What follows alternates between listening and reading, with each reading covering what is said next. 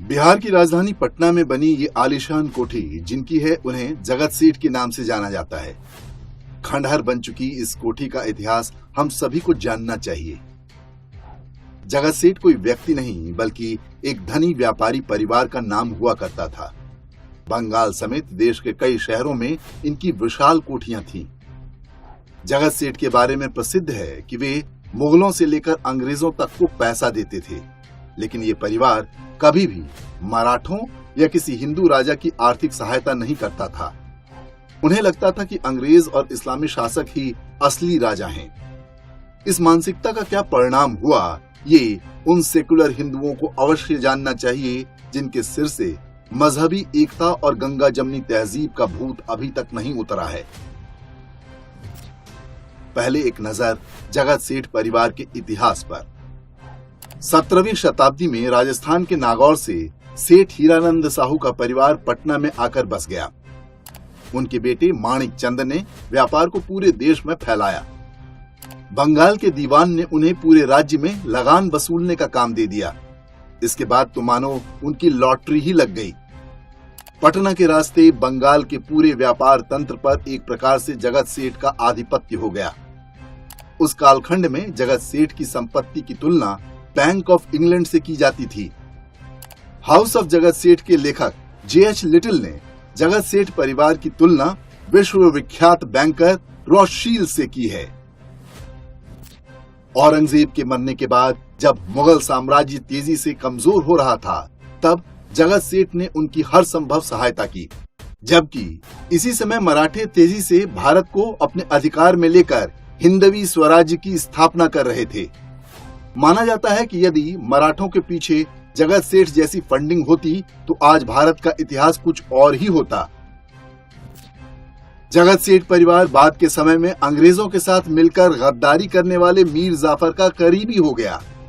कहते हैं कि जगत सेठ ने मीर जाफर को नवाब बनाने के लिए उस दौर में 2 करोड़ 80 लाख रुपए खर्च किए थे।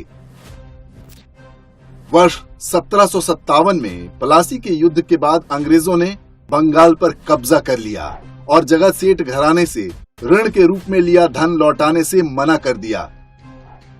बंगाल के नए नवाब मीर जाफर ने मुर्शिदाबाद का टकसाल जगत सेठ से छीनकर अंग्रेजों को सौंप दिया।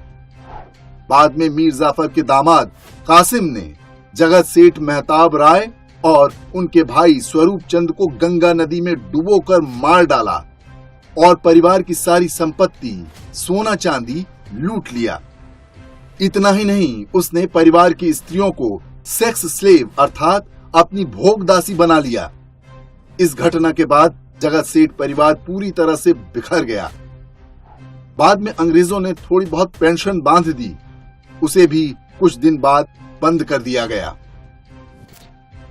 ये कहानी मत भ्रमित हिंदुओं के लिए एक सबक है, जिन्होंने अपने ही इतिहास से कुछ न सीखने की कसम खा रखी है।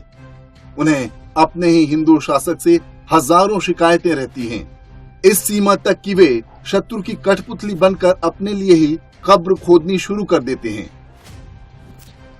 जगत सेठ का परिवार नष्ट हो गया, लेकिन उसकी मानसिकता हिंदू समाज में आज भी कायम है। आज भी अलग अलग रूपों में हम वही काम कर रहे हैं। हम इतने आत्मघाती हैं कि अटल बिहारी वाजपेयी से नाराज होकर सोनिया गांधी को सत्ता सौंप देते हैं। नरेंद्र मोदी से नाराज हुए तो किसी भी ऐरे गैरे को लाने की बात करने लगते हैं।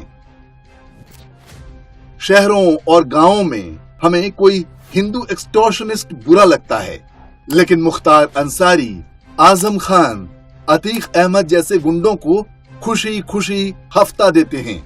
इन सारे ही मजहबी अपराधियों के पीछे आपको किसी न किसी जगत सेठ का हाथ अवश्य मिल जाएगा। हम हिंदू एक्सटॉर्शनिस्ट को नहीं पालेंगे जो केवल कुछ पैसे ही लेगा। हम मुसलमान एक्सटॉर्शनिस्ट को पालेंगे जो पैसे लेगा, फिर हमारी महिलाएं और संपत्ति लेगा और अंत में हमारे गले भी काटेगा।